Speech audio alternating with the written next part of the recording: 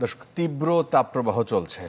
আরও একবার ৭২ ঘন্টার হিট অ্যালার্ট জারি করেছে আবহাওয়া অধিদপ্তর। রাজশাহী, পাবনা, যশোর, সিরাজগঞ্জ, কুষ্টিয়ার উপর দিয়ে বয়ে যাচ্ছে তীব্র তাপপ্রবাহ। তীব্র এই গরমে সবচেয়ে কষ্টে রয়েছে খেটে খাওয়া মানুষেরা, আছেন নানা স্বাস্থ্য ঝুঁকিতেও। আমি দাবানল দাহ অগ্নিকুণ্ড থেকে এসেছি।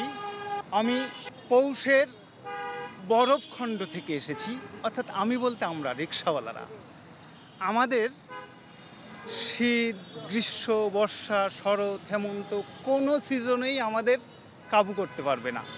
মনিরুজ্জামানের হয়তো সয়ে গেছে, তবে প্রশ্ন হলো আসলেই কি সয়ে গেছে নাকি গরমটাকেই সে সয়ে নিয়েছে।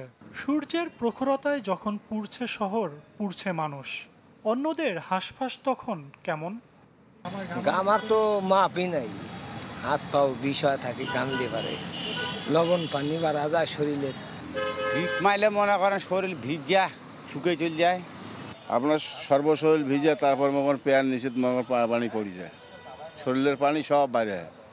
তবে প্রশ্ন হলো শ্রমে কিংবা পরিশ্রমে নয়, বরং প্রচণ্ড গরমে শরীর জুড়ে যে বিন্দু বিন্দু ঘাম, নাভিশ্বাস জীবনে ঘরমাক্ত সে গল্পটাও হতে পারে মৃত্যুর কারণ। যদি সময় মতো পানি বা খাবার না পাচ্ছে, তখন পেশি শক্তিগুলো দুর্বল হয়ে যাচ্ছে, দুর্বল হয়ে নিস্তেজ হয়ে পড়ছে।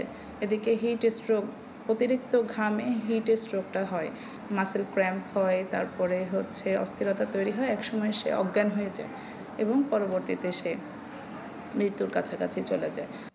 এদিকে চলমান তীব্র তাপদাহের কারণে আবারও ৭২ ঘন্টার হিট অ্যালার্ট জারি করেছে আবহাওয়া অধিদপ্তর। এই তাপপ্রবাহ থেকে পরিত্রাণের একমাত্র উপায় হচ্ছে তীব্র কালবৈশাখী ঝড়সহ ভারী বৃষ্টি। তো এখন পর্যন্ত আমরা কিন্তু ওইভাবে তীব্র কালবৈশাখী ঝড় বা ব্যাপকভাবে বৃষ্টিপাত পাই নাই। বৈশাখের চলমান তীব্র তাপদাহে অতিষ্ঠ জনজীবনে অপেক্ষা শুধু এক মুঠো শীতলতার। সজল সাইক, চ্যানেল 24, ঢাকা।